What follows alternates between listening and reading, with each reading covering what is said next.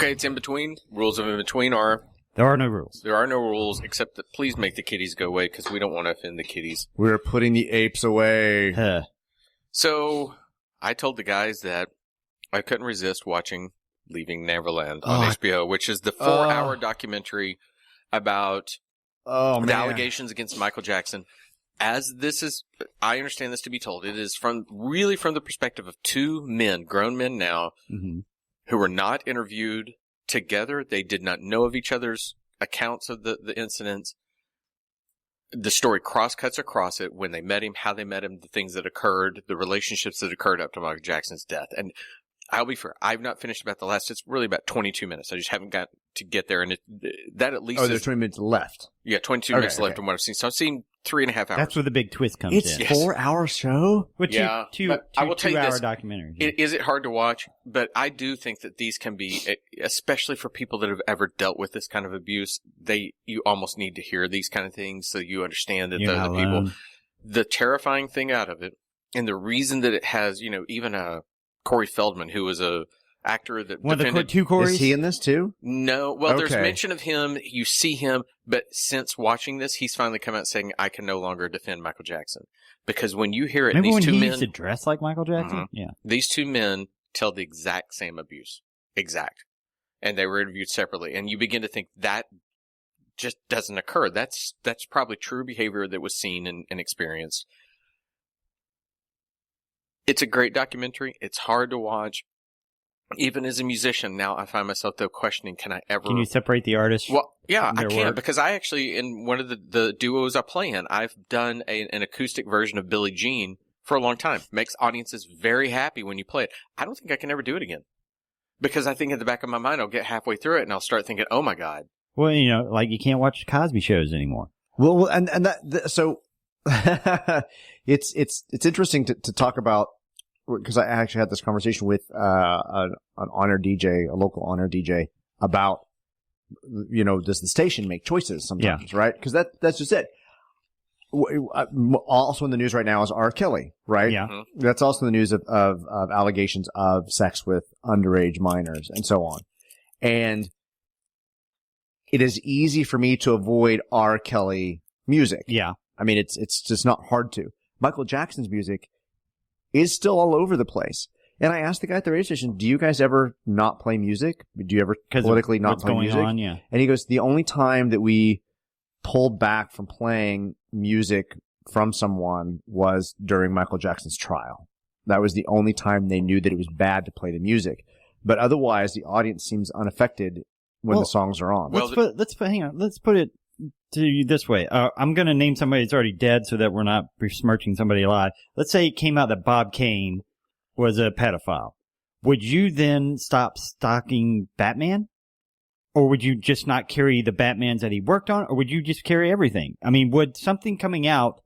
Is it because of the time that has passed? Does that have something to do with I don't want to name somebody alive just because I don't want to say somebody alive. But, Warren Ellis, it comes out that he beats his wife or something like that. Do you still carry his word? It's actively happening now, though. That happened with Border Town. That book, Border Town, the writer was found out to be have domestic abuse stuff.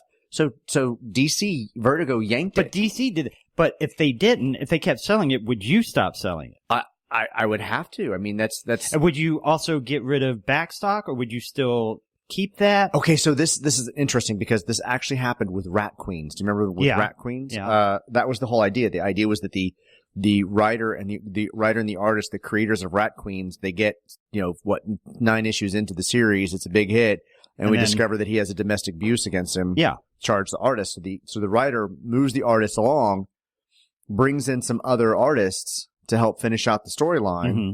It makes the audience happy. But then we get to the start of a new run and they bring the original artist back. Yeah. And it seriously affected sales of the book. I still carry it, but I'm not really sure. Like I didn't make a point not to. And I don't know if I do or I don't. I made a choice not to carry Orson Scott Card when they were saying he was going to put on Superman. I'm like, I can't carry that homophobe. Yeah. I don't know. It's a weird place. So to be fair, there are radio stations across America that said they pulled Michael Jackson's music. Yeah. And that is happening now. So I do think in the immediate aftermath of it. And I think maybe it has something to do with the broad reach of it. How deep was it? And you begin to think, even back then with Michael Jackson, we all thought it was weird that this grown man had small children that he was taking with him everywhere. And that, there's a really good documentary that's on Netflix. Oh God, it's In Plain Sight or something like that, where this family, this man ingratiated himself with his family, and he ends up abducting their daughter twice. And somebody was just talking about that this week. Okay, It's disturbing, but it's fascinating because of the behavior of these kind of people and how they manipulate others to get what they want. So it's fascinating, and I think that we have to, as a society, be willing to at least understand what happens there so it doesn't continue to happen.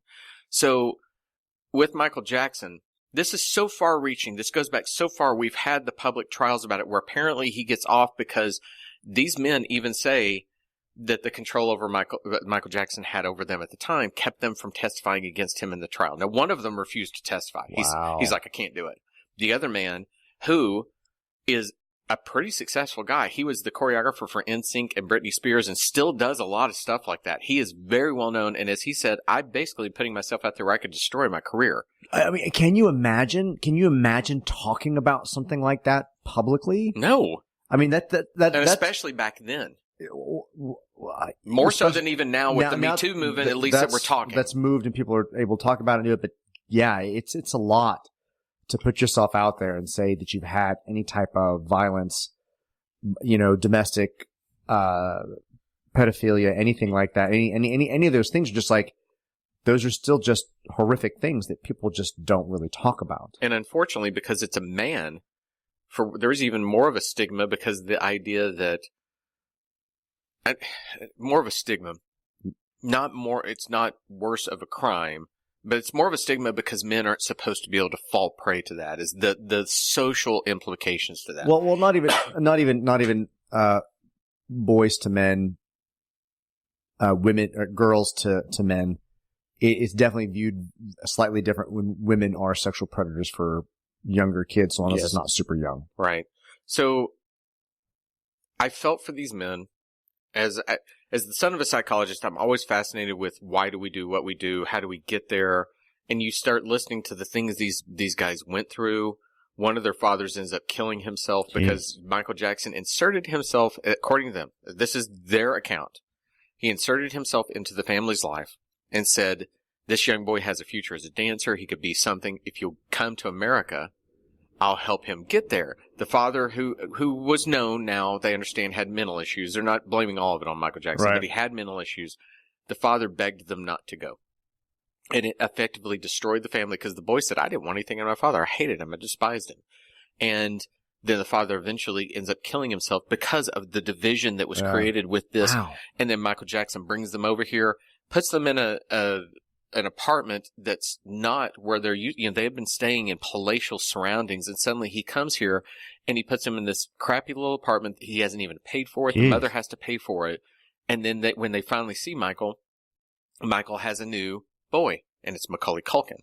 Oh. And that's who he's hanging around with. Now, Macaulay Culkin famously testified for Michael Jackson in those trials. I do wonder if Michael Jackson would have been brave enough to assault somebody like Macaulay Culkin, who is that widely known. Even at that time, would he have been so brazen?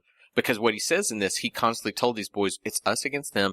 You can never tell anybody because they'll send me to jail and you to jail, which is a typical thing for a serial abuser to put you in the same shoes of guilt that they're in. Well, you talk about the Coreys, and they also talk about the widespread abuse of Hollywood to young actors and actresses and young kids. Right. That it's not uncommon. So, the situation with Macaulay Culkin, I mean, it's possible that he had so many people around him that Michael would never be able to do anything like that. Right. Or it's possible that was just kind of prevalent in the industry and parents would just look away. That's the stuff that kind of scares me, because that's what the stuff that was coming with R. Kelly. Right. Right? The parents would look away. The parents would deliver their kids because they thought it would give them money or notoriety or whatever. It's just kind of gross. Well, then R. Kelly has that statement the other day where he begins to point a finger at the parents. What kind of parent would sell their daughter to a man my age? So he takes his guilt and blames it on other people. Right. Which is the complete, deference act that we often see of psychopathic behavior where it's someone else that has done those kind of things.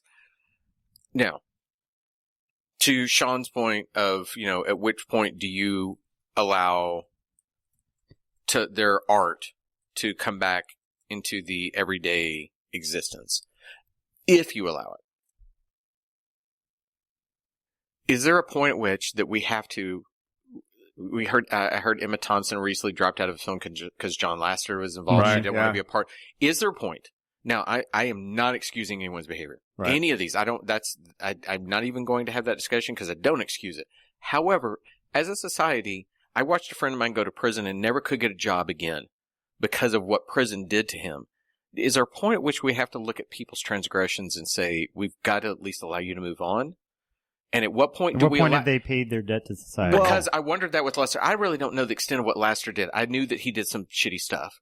But at what point do we finally say they deserve to be a part of the society if they can make some restitution that makes it right somehow? Well, I feel like you're making just a little bit of a jump because we're talking about sexual predators and going to prison and reforming themselves and coming back out. I feel like those are kind of two slightly different directions. Laster kind of took 6 months away from work and then said, all right, I'm ready to go back to work. Well, I don't think I agree with you. I think that I'm not talking about the crimes I'm talking about society's reaction to whatever a person does, whether it be crime, whether it does sexual predatorial, whatever it may be. But we're in a situation where Michael Jackson or R. Kelly have not had any type of justice served to them on any of this thing. So I can't jump to forgiveness for them in any level.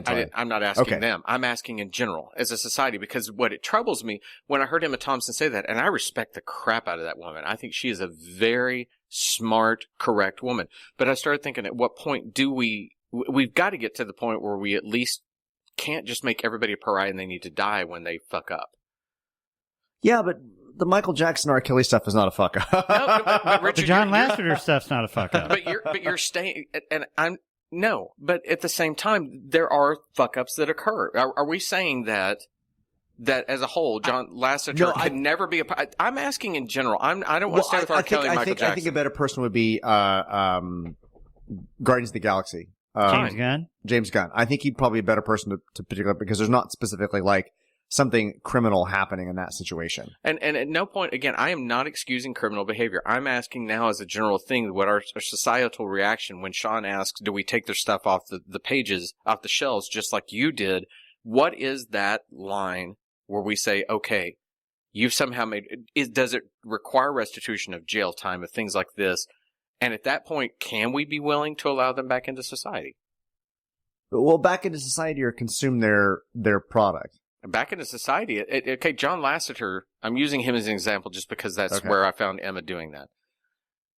That was his job. That's what he's made his career in. Now, grotesquely abused his power, etc., just like Michael Jackson did. I'm just curious, is there a point at which we could look at these people and go that they deserve to be rehabilitated and integrated back into society in the same type things they did? Or do you completely just forego all rights at that time when you do that? I think if they've proven that they're contrite and have changed their ways, but like with John Lasseter, it's literally he stepped away for 6 months and now he thinks, I've done my contrition of not working, so now I should get my job. I felt that odd too. I thought of all of it, and it's much the same thing when we talked about Scarlett Johansson and I'm not equating pedophilia to these things. I'm just talking about the societal type thing. But when she screwed up and took another role where she was a white American, where she should have been Asian American, etc., or whatever it may be, she had an opportunity, especially that second time, to go, you know what? I'm going to be smart.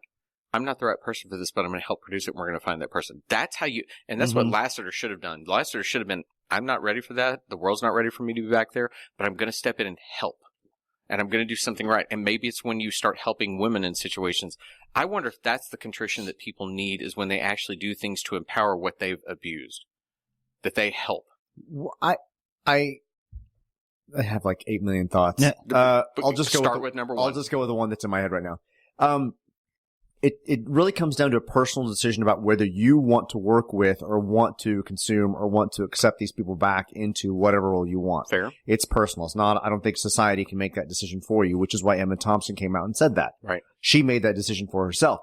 She's also making a political statement as well. Like there's two moments that are happening. They're declining the work and then making the statement. Mm-hmm. What I'm hoping from this Me Too movement is we don't find out that everybody is evil.